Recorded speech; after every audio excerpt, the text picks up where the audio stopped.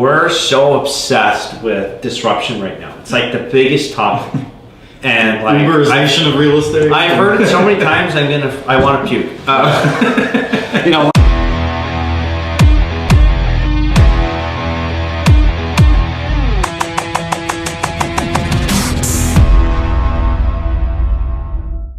Welcome to the latest episode of Over a Pint. This week, I'm excited to sit down with old friend and former colleague, Christopher Alexander. So for those who don't know who you are, why don't you introduce yourself to everyone? Hey everybody, I'm Chris Alexander. I'm the Executive Vice President at Remax INTEGRA, Ontario Atlantic Region. So for those who don't know, what is Remax INTEGRA? Remax INTEGRA is the largest sub-franchisor in the Remax network. So we started here in Canada in 1980 in Mississauga, and through the years we acquired regions in the US, Minnesota, Wisconsin, Indiana, and all of New England, which makes up about 9 states. And in 1994, we acquired the master rights to Europe, so we franchise everything from the UK all the way to the Iranian border. So, you know, it's a big conglomerate, and, you know, it really, INTEGRA came out of just trying to call it all one thing, whereas before it was Remax of Ontario Atlantic, Remax of New England, of Indiana, of Europe, and, you know, we wanted to have an identity that, you know, you could just call it Remax INTEGRA so that people knew what it was. Yeah. And, you know, we really believe that, you know, Remax is our brand, but INTEGRA is also the way we do business, which is high touch, high service. We're really involved with our. Are there any individual brokerages called INTEGRA? No. Is that why you picked it?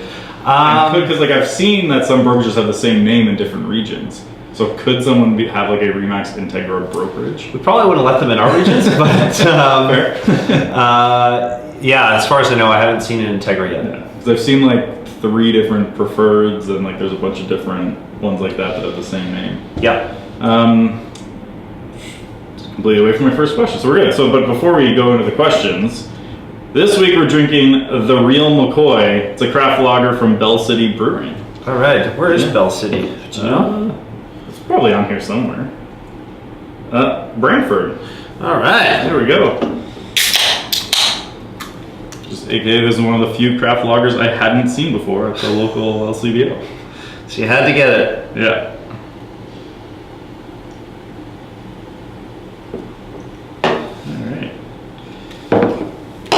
right. Cheers. Cheers. Thanks for coming on. Thanks for having me. Anytime. So now yours is a little different because it's family related, but like how long have you, like, would you consider yourself having been in the industry? Well, it depends.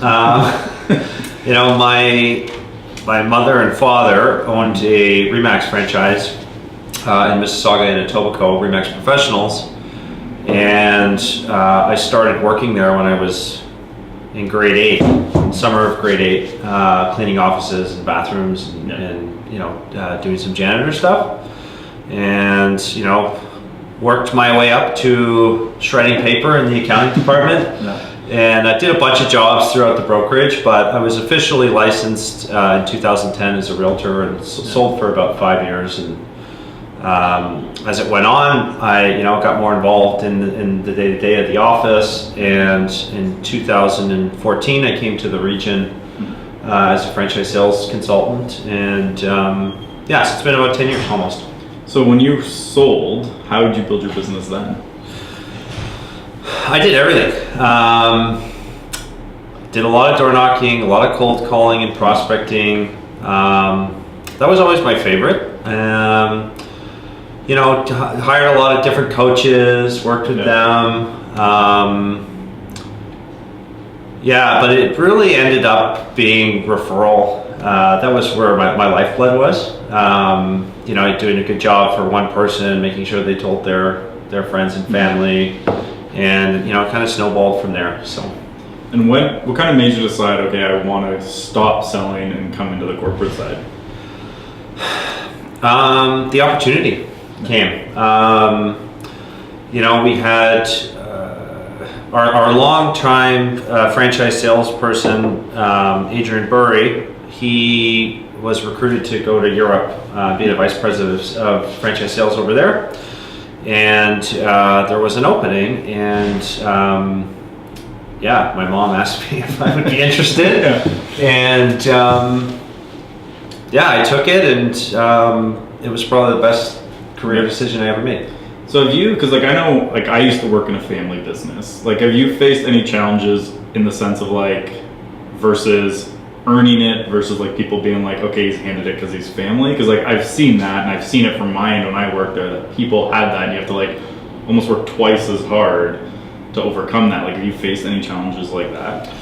I think in any family business, that's, you know, comes with the territory, and it's all about, you know, your actions. And I guess that helps when you win like franchise sales awards at corporate. that helps. Silence is any doubt. Yeah, but you know, what was interesting about franchise sales, I really applied all the prospecting techniques that I learned as an agent and applied them to that role. And because I knew the industry and the players, and like the different sales techniques when you're on the phone, it also helps being with, you know, the most recognized brand. I had a lot of success with it. It was really, I loved it, really loved it. Did you find any major differences basically going like from B to C to B to B? What do you mean? So like, because before when you're an agent, you're selling to the consumer, you're trying to sell the consumer on hiring you, whereas now you're selling other businesses.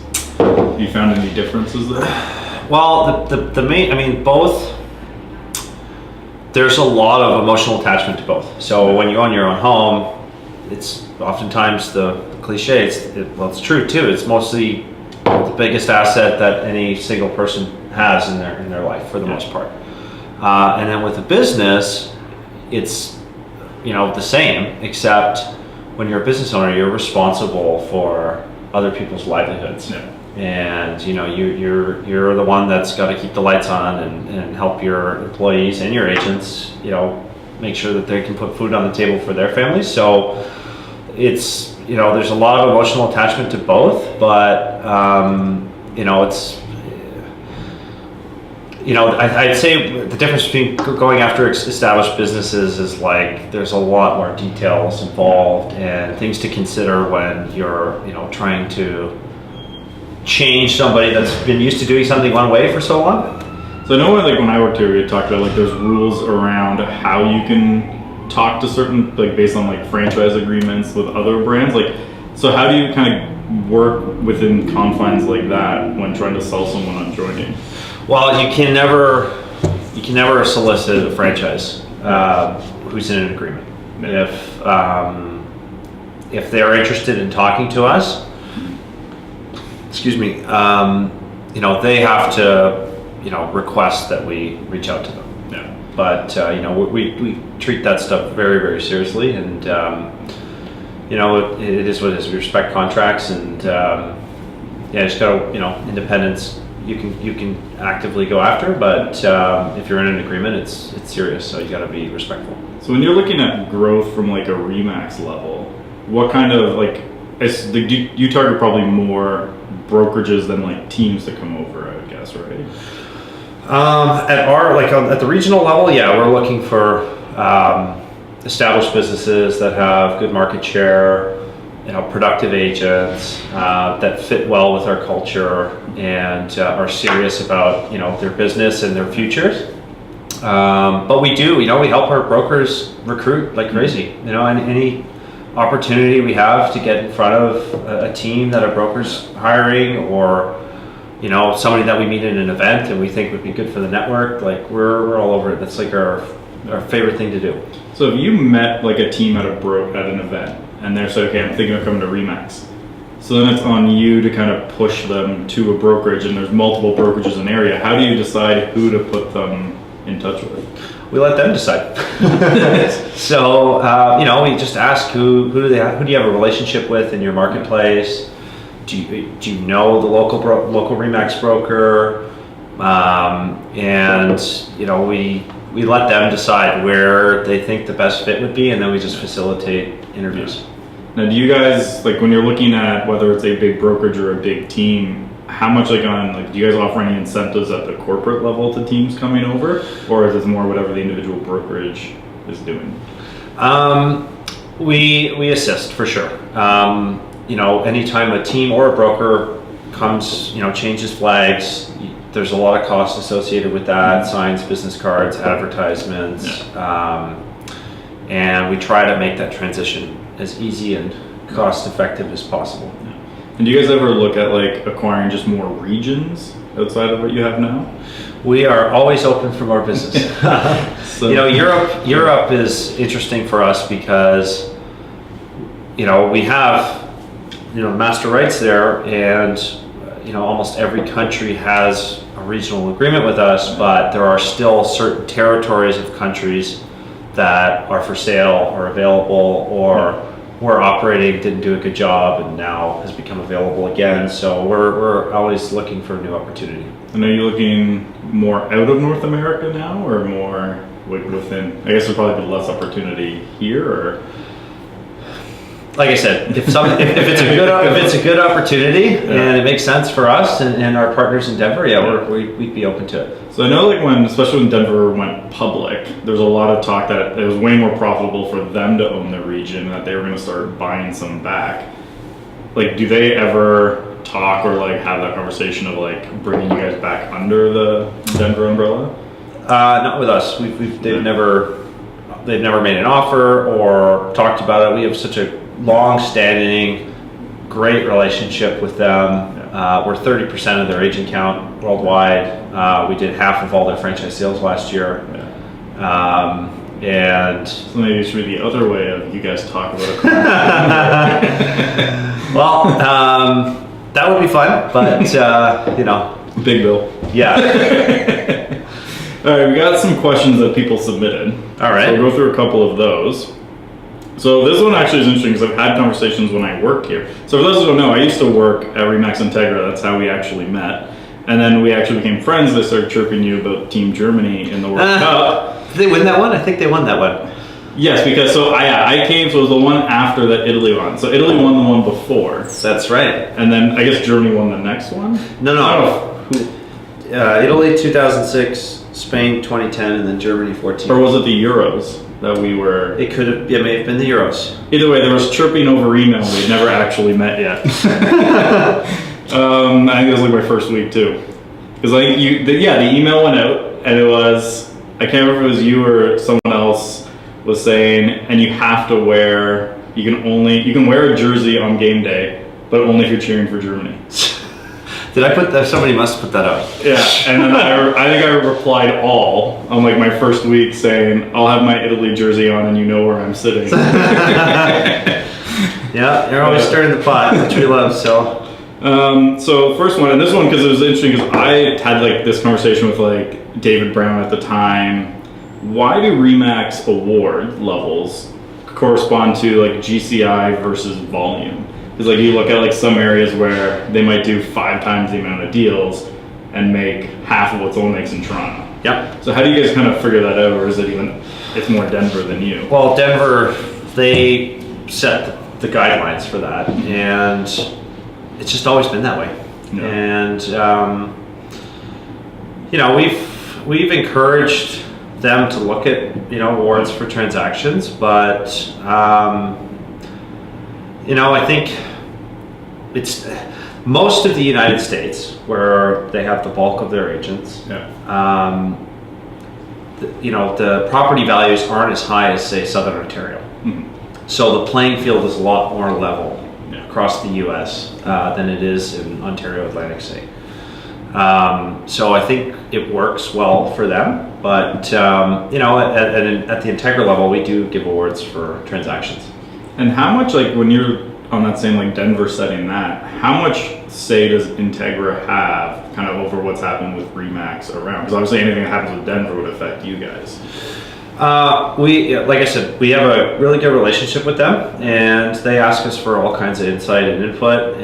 But in the U.S., it's a lot more. They're a lot more involved in what happens with the brand. in those regions, but in Canada, we've always had a lot of autonomy, and we just kind of do our thing, and they're happy, we're happy, and that's really the big benefit of having a Canadian operation for the brand is we get a lot of support from them when we need it, but we Canadianize everything, and they just let us do our thing. It's great. When they went public, because I know that changes some of the things they're allowed to like talk about, obviously being a public company. Does that change anything for how you guys have to operate since the rest of it's public? Yeah, a lot of reporting and things like that, and stuff with our contracts is a lot more minute and structured. But you know what? It's been good for us. I mean, we've grown exponentially ourselves over the last since they've gone public, and it's helped us be more operationally sound. Have a more systematized business, which it's really benefited everybody because it just like now you have to do things in a certain order, which just makes it easier for everybody when you're reporting commissions or anything like that. It just makes it easier. Makes sense. So we'll pull up the next one that people had. See what they say. I think someone else just added one. All right, so this is from Brian Wiltshire. It says the sweater's pretty boss. Maybe I'll throw a little graphic on this of the sweater so you know what he's talking about. It's a nice Christmas sweater. I remember that one actually. I think that was from when I worked here. So what direction or growth do you see for the small town markets and offices? Most companies, Remax or otherwise, in smaller communities, it's a different business than a big city brokerage. Yeah. The drawing pool of agents is a lot smaller. And in larger communities or larger cities, you have lots of agents to choose from. So as a broker owner, you can really focus on building the brokerage and not having to sell, because you have enough agents that make you profitable and help you run your business. Whereas in a small town, oftentimes the broker owner is also a salesperson, because they need to, keep the business going. There's not enough agents to earn a good living that they can draw from. So I think as far as small town companies are concerned and how they can grow, it's, finding more synergies, maybe, finding other companies in town to merge with, and making sure you're still focused on developing your agents, because that's what they need you for as their broker owner. But we're at the regional level, we're looking at ways to help our brokers become more profitable through streamlining some of the back office stuff like that, and just allowing them to have make their businesses easier for them, so they're not so stuck in the day-to-day. It allows them to help their agents do more business and run the company. So how do you feel, this is kind of brought it up there, but not really. How do you feel about brokers who sell versus non-selling? Because that seems to be a really big thing for agents. Like there's some who just will never touch a brokerage where their boss competes with them. And mine competed with me, but it was he still referred me business even. And then I also had one who didn't compete with me. So I'm curious what your thoughts are on the competing versus non-competing broker. They shouldn't have to say it politically because you got clients on both sides. No, I mean candidly, I think you have to. If you're a broker and you're selling, you can't be competing with your own agents. No. Or you shouldn't, because you're going to piss them off. No. If you're going up against your own agent in a listing presentation and you're trying to win at all costs, it's probably not going to help you. Bad feelings. Yes. But we were just talking about small towns, and they have to keep the business going. And we've got some people in our network that have large brokerages, and they still sell because they want to stay up to date with current what's going out in the field, and they want to be up to date on that stuff, and have their ear to the ground, so to speak. But I think if you're an agent, I've never really seen the big issue of if the broker's selling but not competing. What I mean by that is if you're a selling broker but you're not, like, if you get a call for a listing, for example, and another one of the agents in your own office gets the same call, you probably want to back away. Let that agent run with it. So if you're selling but not competing, then I think that'll work for a lot of people. So you almost need like a pretty strict, like, basically like a systems and processes manual of like, here's what I'll do in these situations to make it work. Yeah, and just being transparent with the agent so that they know that, like, I'm your partner. I'm not here to take any business from you. Yeah. You know, I need to sell to support my family, but, you know, if we're ever in competition, this is how it's going to go, and that can work. But on the flip side, if you've got a really good broker that is a killer salesperson, there's a lot you can learn from them.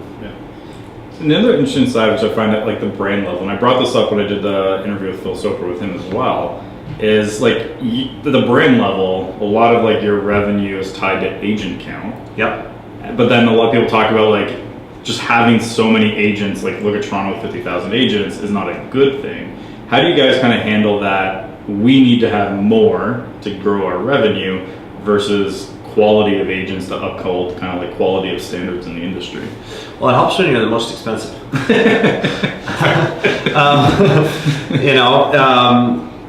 That's been the great thing about our business model is you've got to be a producer to be able to play with us. We certainly believe you get what you pay for being at Remax. We've got all kinds of great tools and systems that make your life easier as an agent and more productive, but that's really how we've always balanced it, because if you're not producing, you can't really afford to be with the company, so it's a self-cleansing thing. So on that topic of like providing the right tools and systems, like you look at like Keller Williams, who's now talking about like we're a technology company, and a lot of like Compass and all them, it's all tech focused now. What's kind of like Remax's position on that? Because like they bought Bouge and different little things like that, but aren't kind of seemingly, at least openly, in the same kind of depth of we're going all in on the tech side. So where's your look on that whole? Well, we're a real estate company. Real estate agents build relationships that help people buy and sell homes. That's what your job is. Yeah. We believe in technology, we support it, we leverage it like crazy, but we want to really focus on helping our agents be as productive as they possibly can be, as easy as it can be. And we bought Bouge because they're a tech company. We're a real estate company. Yeah. We'll let the people that know technology do that piece, and we'll focus on what we know best, and combining the two will be very, very powerful. How much do you think is like, I've seen different routes of different companies going, of like acquiring a company like Bouge or others even, and offering that to your agents versus just negotiating maybe like discounts on like the providers that are out there? We do it all. We've got tons of approved suppliers. We've got, deals with great tech vendors at discounts that help, help our agents. And our philosophy has always been, there's not one way of doing things. Mm-hmm. And, as you know better than most, there's not one size fits all in this business for agents. Some agents really value one piece of technology where another one doesn't. And we try to offer as many tools and services as we can so that, an agent has everything they need in their toolbox. Yeah. And it's all covered in your fees. And that's just been our philosophy, is like help our agents be as productive as they can and leverage the tools and technology that is going to help them do that. So an interesting one that I've always been curious about, and I mean I know a bit of it, but I think other people would be interested too, but I know more about just from like our private conversations. What's the pitch to someone, whether they're with another big brand or a boutique, of why they should leave that and come under the Remax umbrella? It's really all about where they see themselves and their business in the next 5-10 years. And if they want to grow and, realize their dreams, we wholeheartedly believe we're the best place to do it. They've got an incredible network. And that's just really what it comes down to is like, what are your hopes and dreams? Where do you see your business? And if it aligns with, forward thinking, innovative, I want to grow, I want to, acquire more companies. We have been very, very good at facilitating that and helping people achieve those dreams. So I noticed with Remax Hallmark, for example, which was my old brokerage, which bought my original brokerage. Yeah. They're expanding, they're kind of all over, they're Barrie, Toronto, Ottawa. Yep. How much are you guys involved in basically how big could one company under your brand get, or do you even have any real say on it? Because could they eventually theoretically just buy every brokerage in Ontario, right? I realize that's kind of taking it to an absurd level, but is there any kind of limit you would almost place on coming into certain markets, or we've never tried to limit anybody. Yeah. It's all about fit. Does this make sense for Hallmark, for example? Does it make sense for the region? Yeah. What do we see in the future? They buy a company today, but what are they going to do tomorrow with it? How are they going to improve the lives of the existing agents there? Yeah. So it's all about fit, what makes sense, what doesn't. So we have another question here. This is from Brady. I assume you know Brady Thrasher from Know Brady very well. He's got a good team there. So his is, in regards to fees, have you guys ever considered creating a team model, as teams are more common than they were years ago? And then Tamara Stone also seconded that she would think it'd be very valuable to see a better team structure. We've been looking at that for a very, very long time. And we've experimented with different formulas. We've had some success with some, and others have been a complete failure. Yeah. We think we're close to something pretty big that we think is going to be awesome. How much of the fee structure stuff is set by you versus the brokerages? The regional fees is all us. Yeah. Brokerages set their own fees as far as what they charge for you to be a part of their brokerage and process their deals and support and all that stuff. So regional fees are always the same, and at the brokerage level, they have a lot of autonomy to do what works for their business. Makes sense. So. And you guys were the first to, at least that I noticed in kind of Ontario, where they can incorporate bringing kind of a shadow brokerage. Have you guys seen did that change a lot in terms of the bottom line for you guys when you brought that in? It's not been for the region. It was never a moneymaker. Yeah. We had to introduce a small administration fee because of how many we have. I think we're over 220 now. But for us, it was never about a profit center. It was about how do we help our top teams, defer taxes. And it took us, the program took 2.5 years to develop, and it was a fortune. So it was never really about a profit center. It was just about helping our agents set up their own businesses. So I know right now REIA is lobbying pretty hard for the personal real estate corporations.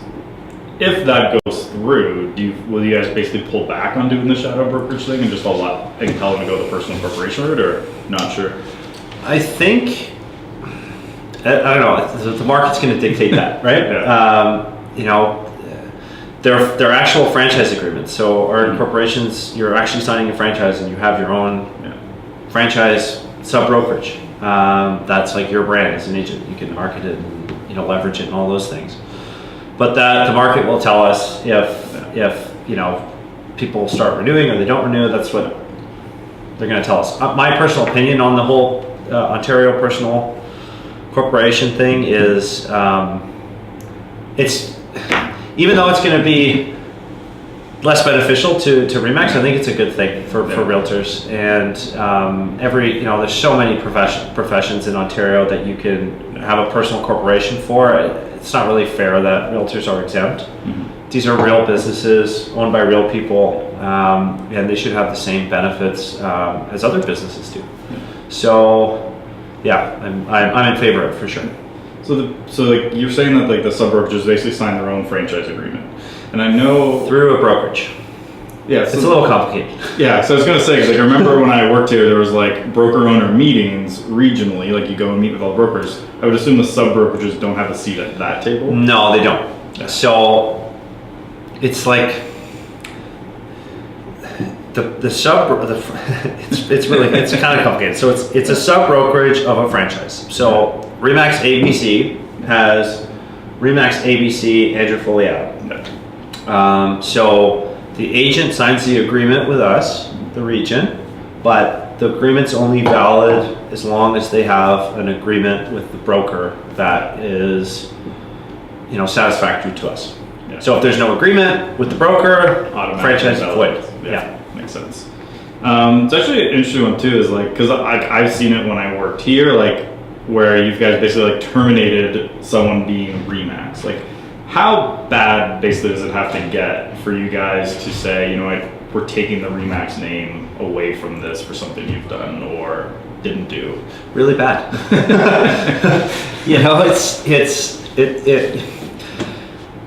We do not like doing that. It's for a bunch of reasons, but most importantly, you terminate somebody, you've got a bunch of agents that have been displaced, and it always happens at the worst time of year. It's either in spring or in the fall when people are busy, and it's always like the last possible solution. No. We always do everything we possibly can to avoid that. It's No, it's the last nuclear option. Last thing we ever want to do. It's really serious. It's got to be an unfixable situation or something really, really bad for us to do that. Makes sense. So we'll pull up the next question. Okay. See what it is. All right. So what direction do you see the role of individual agents versus teams? I think teams have become so successful and frankly powerful, and what's happened with consumer psyches, especially in the last 5-6 years, with the push button economy, Uber Eats, Amazon, that's really changed how consumers expect their products to be served or delivered to them, and it's going to be difficult for individual agents to provide the same level of service as a team. I mean, we have incredible single agents. I have no idea how they do it. A lot of them are more productive than some of our really good teams. They leverage their office. They have a team, but they're just not all realtors. Yeah, they're not under their individual brand. But I think there will always be individual agents, and there will always be very good individual agents. It's just that teams they're organized, and they've got, not that single agents aren't, but they have a lot of infrastructure and systems that they follow. And if you're a team leader too, it gives you a lot of flexibility. Like when you're a single agent, even if you have an assistant, you're doing everything. Yeah. And if you're a team leader or you're part of a team, you've got a group of people that you can work with and leverage and help make your life easier. So I think the next couple of years we're going to really see how that will play out, but I don't see either one of them taking out the other. But I just think as a single, if you want to be a single agent forever, you're going to be fine, but you're going to have to find ways to deliver the same level of service that a group of people can. And you can do that through leveraging all different types of avenues. I'm interested in your opinion on this. So because I've now been, when I work here, I went to basically every brokerage in Ontario. And since then, Royal LePage, Keller Williams, I've been in a ton of different brokerages. Yeah. And what I found is the good ones, regardless of brand, it's basically the broker owner that's there and how they do it versus most of the other factors. It's when you now deal with a ton of brokers, what do you find are the similar traits of a good owner? Dedication to the business, being open-minded, innovative. having their agents back is a big one, and the most important thing if you're a broker owner is being able to recruit at a high level, retain and develop. What do you find are like effective recruiting strategies for brokers?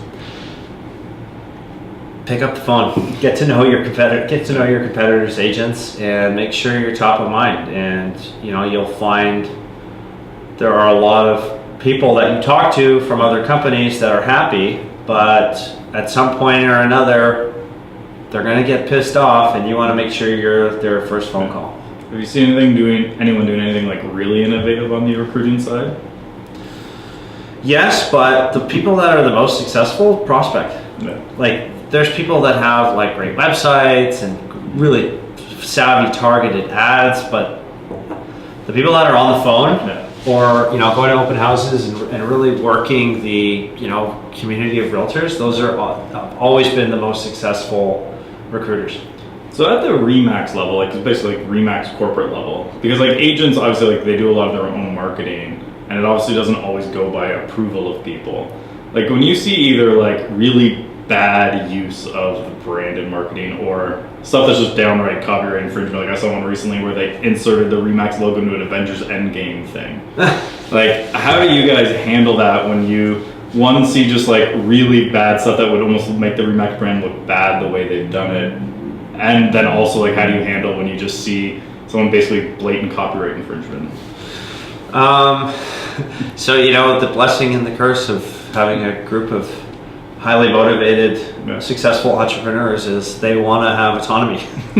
So, and we encourage it. Like, we want them to be innovative. We've never ever been like, you got to do it this way or else. It's never been what we're about. But I mean, it happens a lot, and there's a line.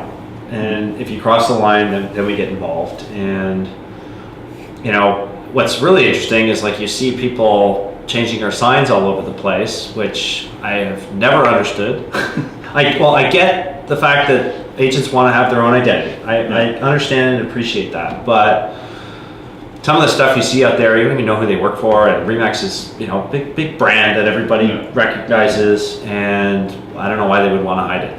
But that aside, what's interesting is we have so many competitors that copyright us, and like we get them every week. Our brokers send us signs of like a competitor with red over white over blue, and then our own people are like trying to stray away from that. It's bizarre. Is the tricolor like that? Is that copyrighted? That is copyrighted. So if someone else has that sign, then they cease and desist type of thing? Yeah, pretty much. Yeah.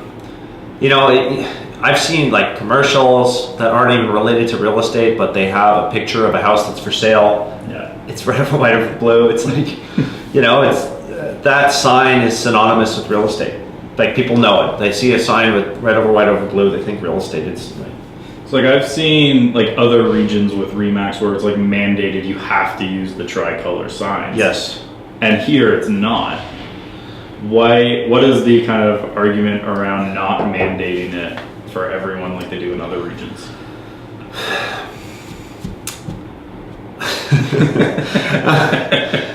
The truth is it is mandated here. Yeah. And 15 years ago, the horse left the barn, and we've been struggling to get it back in ever since. And we have to do a better job of showing the opportunity that the agents are missing. Yeah. And like you said, Western Canada, Quebec, it's all the same sign. And what agents don't realize is, or a lot of them don't, I know we have a lot in Ontario that get it. Like most of Ontario is those colors, but once you get into the GTA, that's where it starts to get crazy.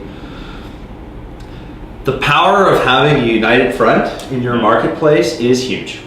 Like, I've been in markets where we have #1 market share by like 15 points, but you're driving through there and you would never know it. And where agents are missing the point is that if you're a consumer, you want to work with the best company.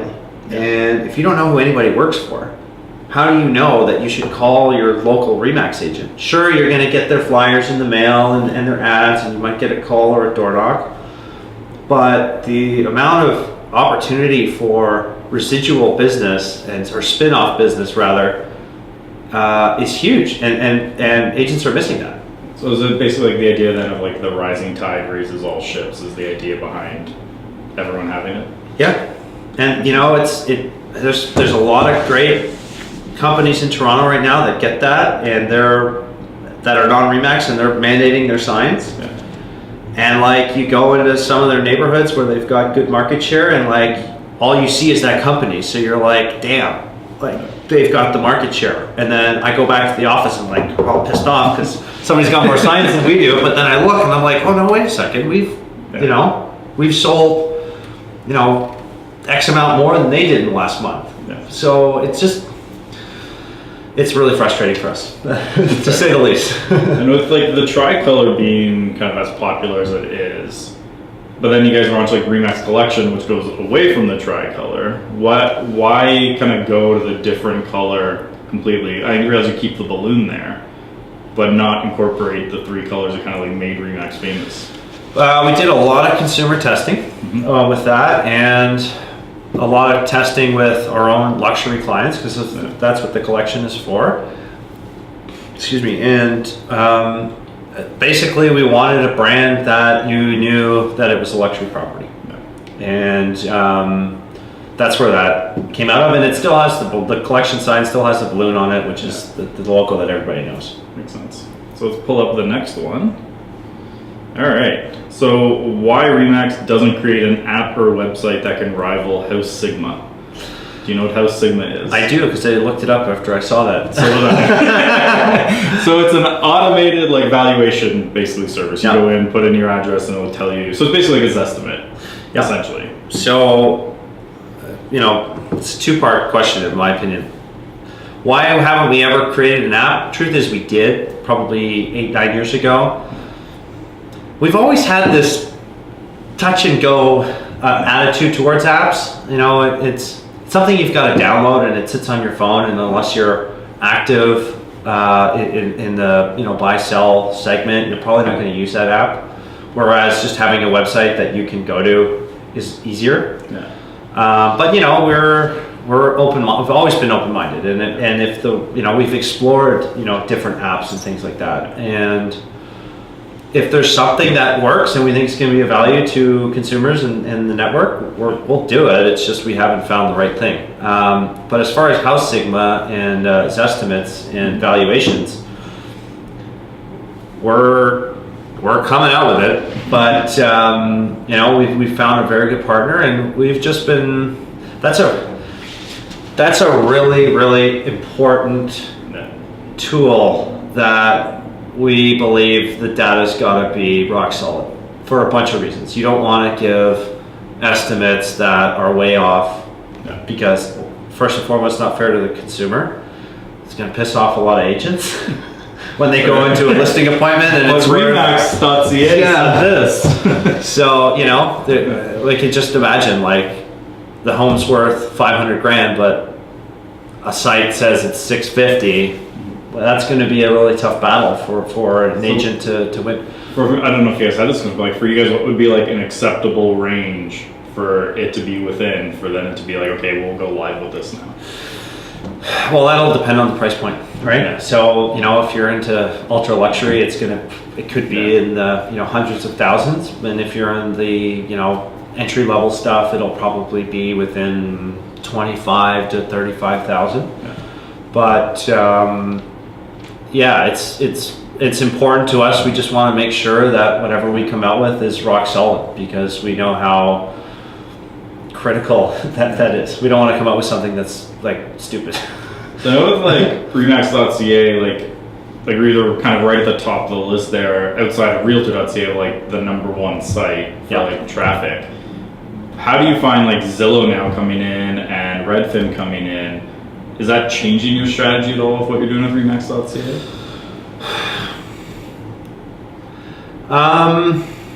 Well, our goal is to be the #1 branded site, period. And so that strategy is not going to change. I think with Zillow and Redfin, you know, we're now a partner with Redfin, so you know we think that's going to benefit both of us. Otherwise, we wouldn't have done the deal, I guess. But you know, I think those two companies are going to bring innovations and raise the bar, and you know, whoever doesn't get on board with that is going to be left behind. So speaking of Redfin, because that was one of the questions that someone had. Yeah. So basically, he was saying like, why would I'll just read what he said because I don't remember his wording exactly. Where is it here? So why is Remax letting Redfin use them as a market research tool? And he followed up with, I can't come up with one single good reason. So, you want another beer, by the way? What time do we got here? 58. Yeah, sure. I'll have one more. All right. Then we'll go to the Redfin question. Okay, cool. So when we first got the call about this potential, you know, partnership, everybody here at the regional office, including my counterpart in the U.S., Fiona, we were both like, "What are you guys thinking?"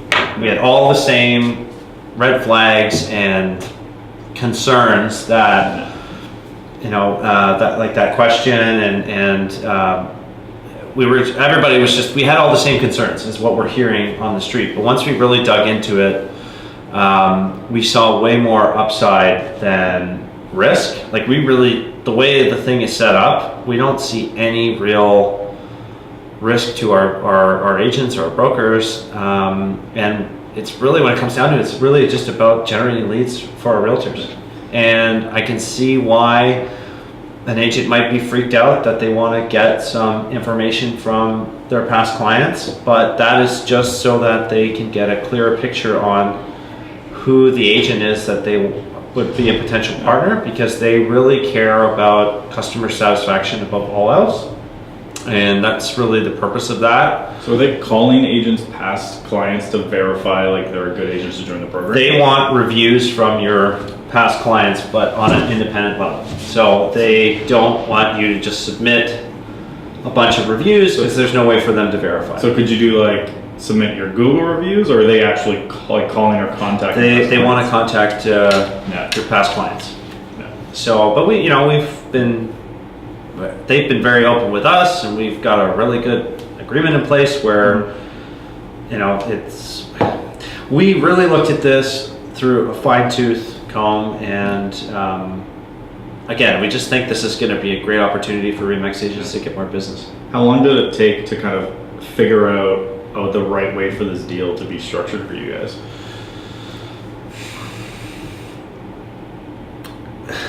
Truth is, we're still, well, actually, we just ironed out the last details in the last few weeks, but it was, you know, a good 3-4 months. When is it going? Is it live now, or like when is it? May 1st. May 1st. May 1st. So like yesterday. Yeah. I don't know when this airs. This might be a few weeks till it airs, but the funny thing was, you know, they came to Canada and they had they had a lot of plans of grandeur, and then they're like, "Oh wow, you guys have some really serious privacy laws." Yeah. So you know, that's been a really interesting exercise for them. But they've been great to work with, and I've never met Glenn Kelman personally, but he's got a really good reputation in the industry, a high integrity guy, and yeah, we're just confident that this is gonna be a good lead generator. So on the topic of like coming to Canada, like I know with like Remax and WorldPage have been slower uptake on like signing up with Zillow. So what are the kind of like the Integra and like brand level thoughts on Zillow coming to Canada? Or yours personally, not the brand. You know, I look at the U.S. where we have a lot of experience. We have an agreement with Zillow in the U.S. in our Integra regions, and LLC has an agreement with them.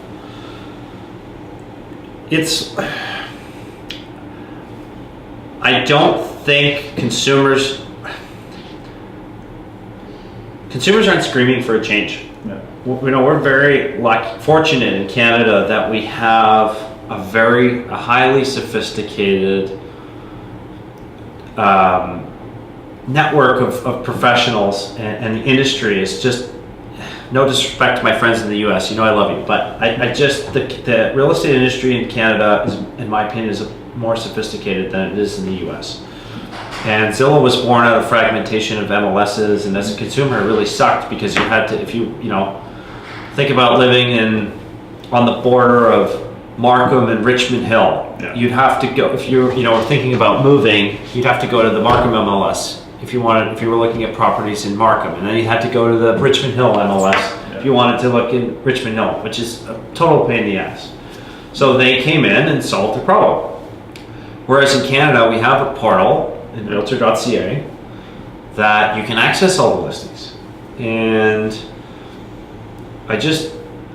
consumers aren't screaming for, like, this sucks, like, there's gotta be a better way. So I think whether Zillow is successful here or not, people will adapt, and it'll be good or it'll be bad. But I think if they're not successful, Canadian consumers aren't going to be missing out on anything, or agents, because they won't bring any new buyers to the table.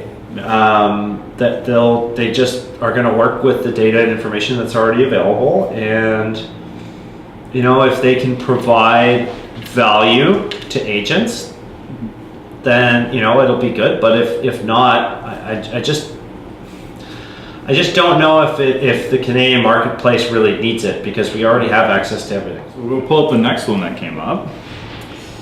All right, so we're back to the top here. All right, who are you more excited about returning to Remax? Jessica, Taylene, or Drew McIntosh and his team? All of them, of course. It's an equal thing? Of course. No. Not you, Drew. It's not you. No, you know what? Agents go to try all different companies. I sincerely mean it. We're really happy you guys are back, and we were sad when you left. So welcome home. Yeah. There you go. So he didn't pick you, Drew. Just take that and sit with that. All right. So this one's from Andrew Adia. Where do you see the evolution of the real estate experience in Canada and the effect of the current and future disruptors over the next 5 or 10 years? We are, in my opinion, in a really critical state in our industry. Not just in Canada, but like the industry in general. And I talked earlier about Amazon and Uber and what that's done to consumer and how they think. We have got to be better as an industry. Consumers deserve better, and there are way too many agents out there that don't know what they're doing, don't do it often enough, are screwing things up, making mistakes, and we can't mess around anymore. It's not fair. And whoever provides the best experience for consumers is going to win. And as agents, whether you're with our brand or another, everybody's got to step their game up, because we're going to have way more insight into how successful you are or how good of an experience you provide. And if you're not doing the job, you're going to be left behind. And if you're not doing the job, you shouldn't be in this business. This is people's livelihoods we're dealing with here. And it's really, really critical that we give that transaction the respect it deserves. And this is a hot topic for me, but really, I think it's critical. Everybody's got to step their game up and deliver what consumers deserve. So I noticed a lot of brands getting into like iBuying programs and like mortgage stuff. I know like Remax has more to mortgage. I don't know if it's in Canada or not. No, our laws here won't allow it. So, but are you guys looking at anything like an iBuyer here? Because I know there are iBuyers in Canada. I mean, they're not really a player yet. But iBuying is a very interesting concept. I think it's probably the most innovative thing that's. Well, actually, it's not really that innovative, because buying houses all the time. Yeah, well, that, but plus, Craig Proctor invented the whole "if I don't sell it, I'll buy it" type deal, which is really, if you think about it, what it is. It's an all-cash deal. It's at a discount. Yeah. It's what I think is really neat about it is the certainty. So if you're a consumer and you haven't sold for a few months, or you need to really move quickly and you don't really care about A few thousand either way. Yeah, well, it's Could be often a lot more, more. but you don't really care about the extra money you could make. Yeah. It's great. You know, you throw it up on one of those sites and you get an offer and you've got 48 hours to accept, and fantastic. I think in Canada, it's going to be a long time before that, becomes any kind of formidable player, because houses are selling for the most part in Canada very quickly. Yeah. And where it's very successful is in regions of the US where the homes are cookie cutter, under 400,000, Yeah. and they sit on the market for 90 plus days. And plus our Canadian dollar isn't worth anywhere near what it is in the US. Somebody will probably come along and introduce it to a specific marketplace. Maybe it's us, maybe it's somebody else, but I think it's a really innovative / uninnovative program that if done the right way, and we've got some ideas here on how we could do it, could be really powerful for consumers and agents. So the next question, and I will preface this by saying I told Bill I get a 10% cut. Okay. Do you guys want to be a sponsor of the Banff Western Connection? I think he said major sponsor of the Banff Western Connection in 2021. I'll consider it. We'll give I got 2 years. I got more than 2 years to save up for it. Yeah, well, I think he probably makes the decision earlier than right before the conference. No, you know what? If it makes we've done a lot of sponsorship with industry events. So it's, on that note, though, like, what do you guys look for in events to be like, okay, this is one to us that makes sense to sponsor? Anything we think that will provide value to agents and that gets our name out there. It's really the two things is like, is this going to provide value? Are we going to be able to leverage our brand? And it's simple. So, because like, when we were talking about like sponsors for like my event in Collingwood, we're looking at things, and like some of the potential ones are like, all right, we only sponsor events where we get a speaker. Like, do you guys have things like that? Or like, we'll only go here if you're going to give us this, this, and this?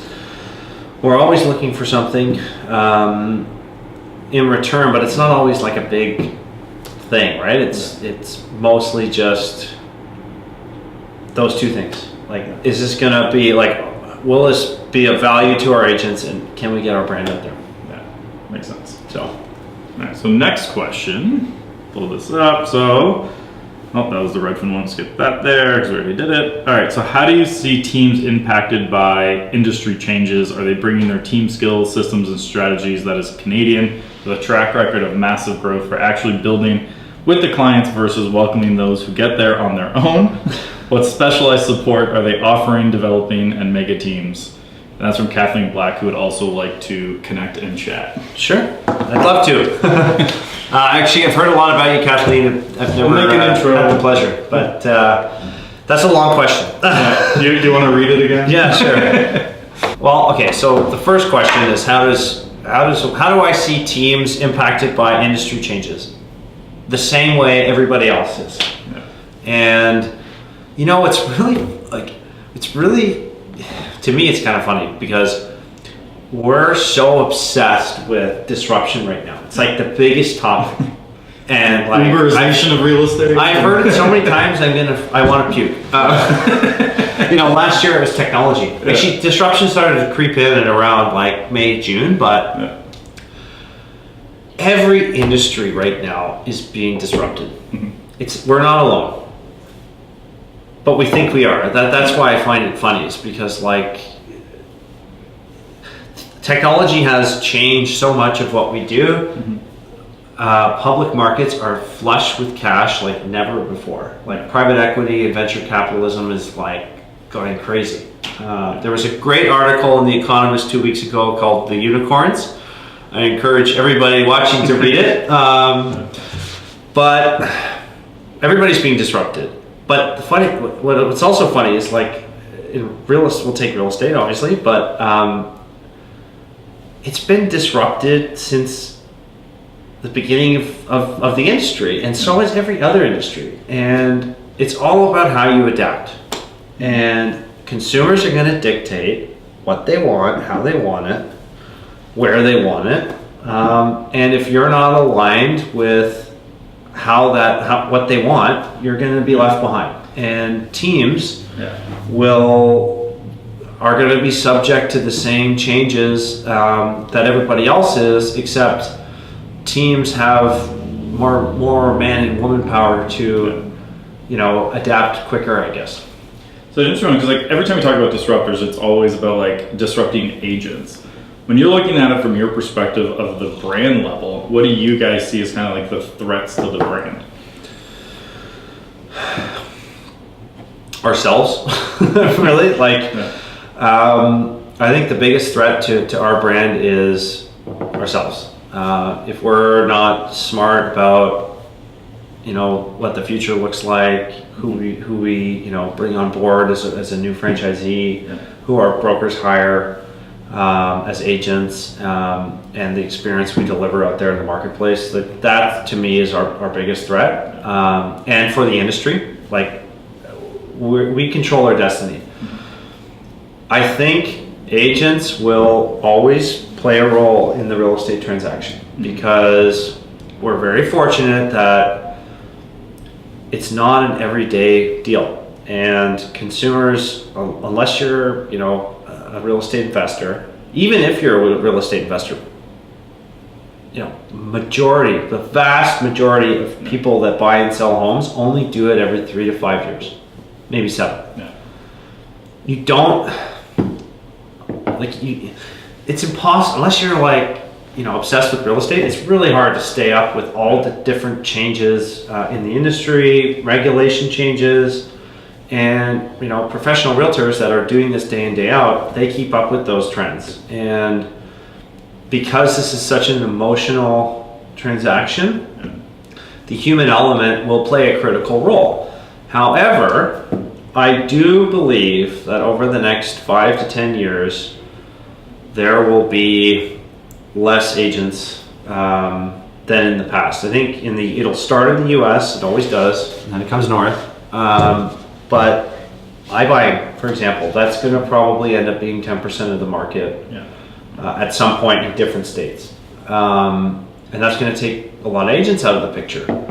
But if we can get to a point where non and unproductive agents are gone, that is better for everybody.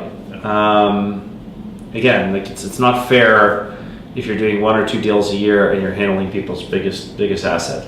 You just cannot deliver the experience that it deserves.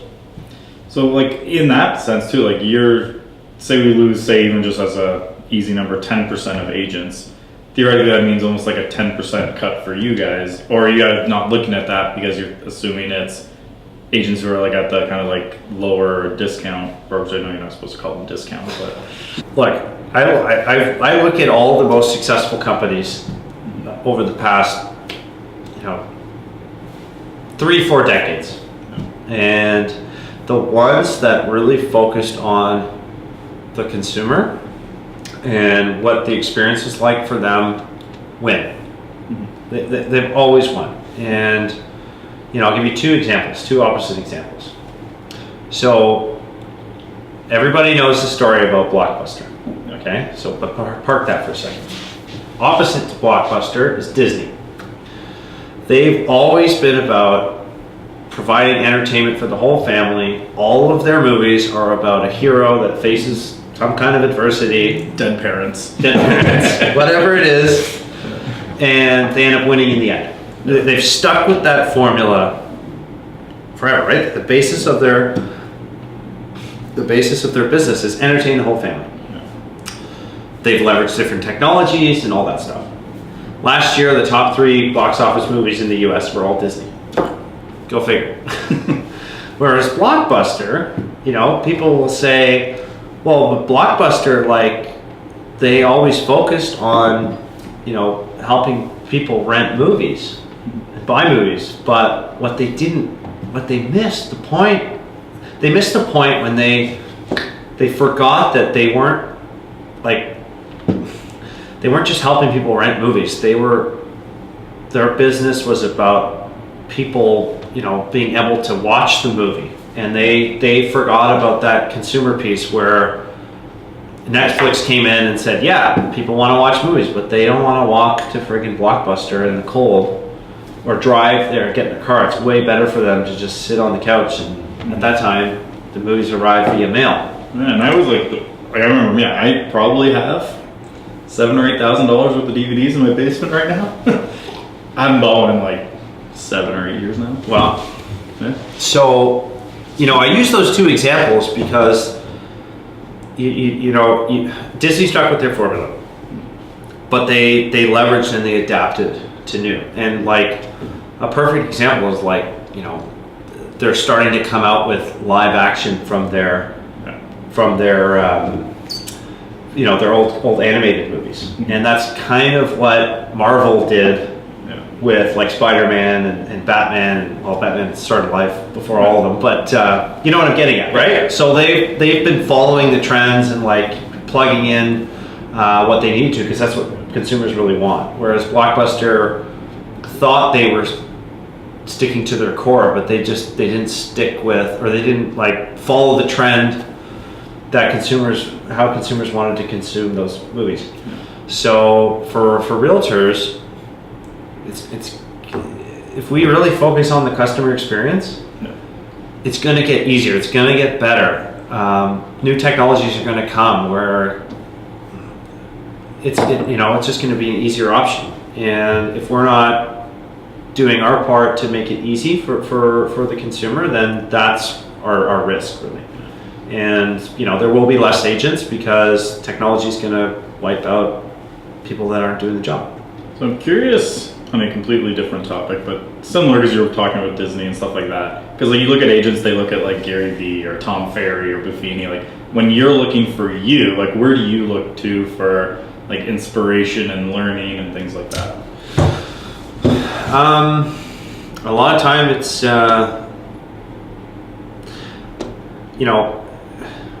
my mom, my dad, our president, co-founder Walter Schneider, my grandfather Frank Posler, his partner, my uncle Michael Posler. That's like this is my core group of mentors, which I'm thankful for every day. But I really like to get out of the Remax world and even the real estate world. And I read a lot, or I listen a lot to audiobooks and stuff like that. And so like which ones would you be, you're going to be like, I'll recommend some non-real estate content? I'm currently reading this, or I'm listening to it, the Extreme Ownership. I forget the authors right now. Jocko Willink. So I was actually listening to the Audible on the way here of his next book. Okay. So I read it, I listened to Extreme Ownership about a year ago. Now I'm on the Dichotomy of Leadership. Okay. That one's good. Yeah. I'm literally like an hour into Dichotomy. So. Okay. From Good to Great, it's a great book. I forget the author again. It's been a couple of years. What else? Darren Hardy's got some great plans. I have a coach that I work with that's non-real estate specific. So how did you pick your coach? I looked for somebody outside the industry, and they came recommended by a number of different people that some of the people I know knew. Yeah. So Makes sense. yeah. All right, we'll go see if there's any other questions, because I know you got to get going soon. All right, other than its current roster of awesome agents, this seems like a biased question. What specific tools is Remax providing its agents that separate it from other real estate companies?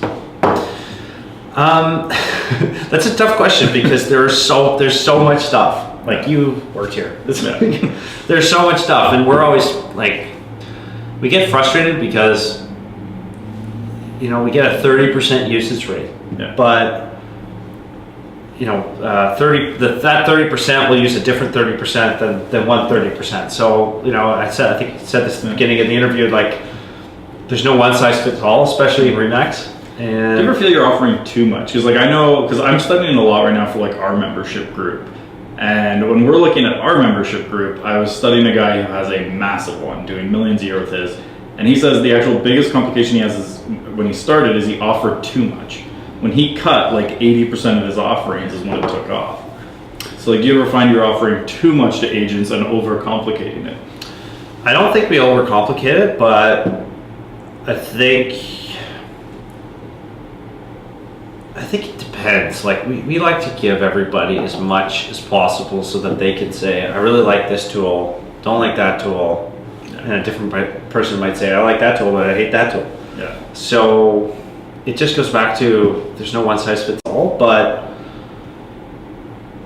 yeah, I think no matter what you come out with, adoption rate is, I remember, is like, it's low, but for all companies, and like I see there's other real estate companies out there that are south of the border, so don't worry, my Canadian friends, they are coming up with all these platforms and tools and stuff and they are gung ho that they're going to have a 90% adoption rate, and we're just good luck.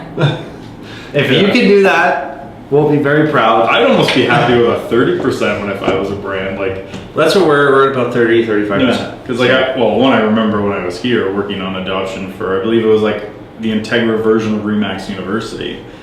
It was not high.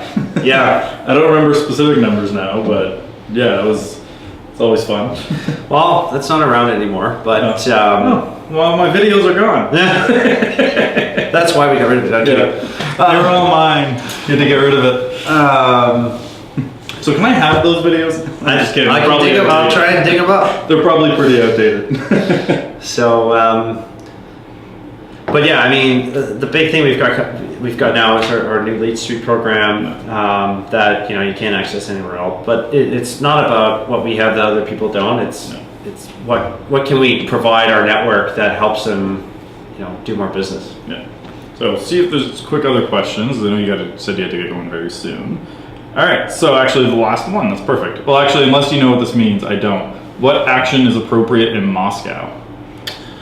I know Lana. I'm assuming she's asking about why there's no franchises in Russia. I don't have an answer. I'm sorry. By Russia. Yes. All right. So Morgan Carey. So what is Remax doing to fend off new entrants like Redfin, Compass, EXP, etc.? I mean, Redfin obviously you have a deal with, but what's that old saying, Morgan? Winners focus on winning.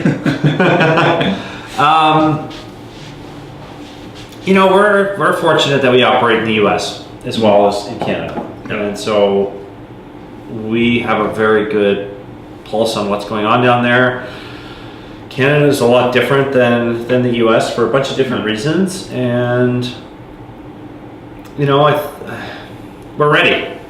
And more different and new competition makes us better.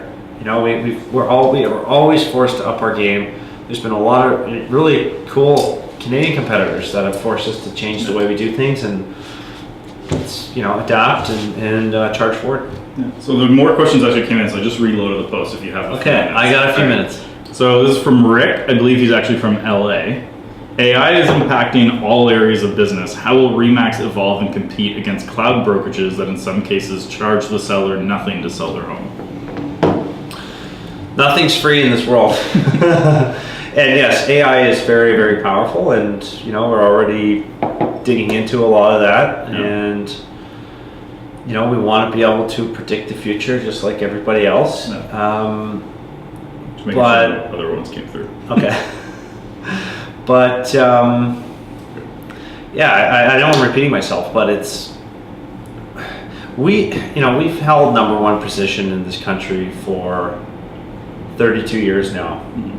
And how do you define #1, just out of curiosity? Market share. Yeah. Market share. Straightforward. Pardon? Straightforward. Yeah, I mean that's what it comes down to. More market share means more business for our agents and brokers, and we've always been obsessed with it. And are we #1 in every single market? No, but nationally, yeah, we do a good job. So it's all about how you adapt, and we've faced disruption since we started, and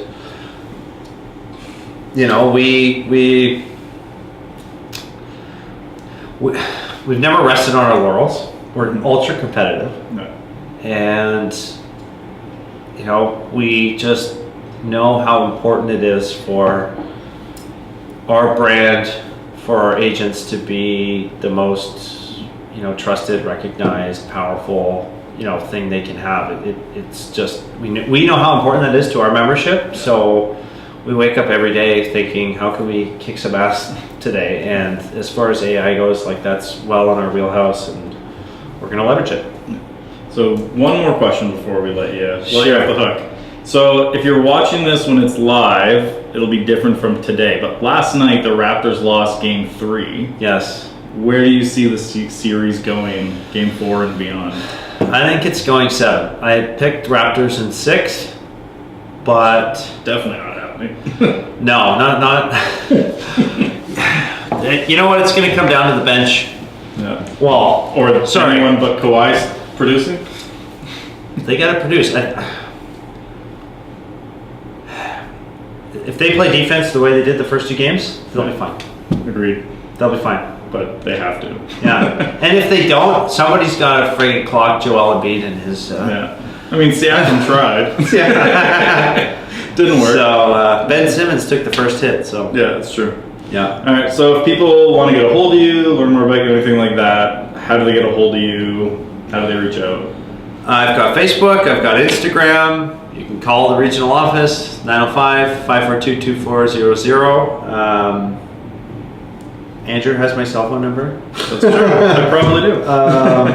Yeah, I'm accessible. So Sounds good. Well, thanks for coming on. Appreciate Cheers. it. Cheers. thanks for having me. This is fun. That was good. So stay tuned for next week when I don't know who the guest is yet because nothing else has been booked after this episode. But by the time this airs, I'm sure I will figure that out. So thanks for tuning in, and we'll see you next week. Thanks, guys. Done. Nice and easy. That was fun, man. Thank you. It's the best way to do interviews.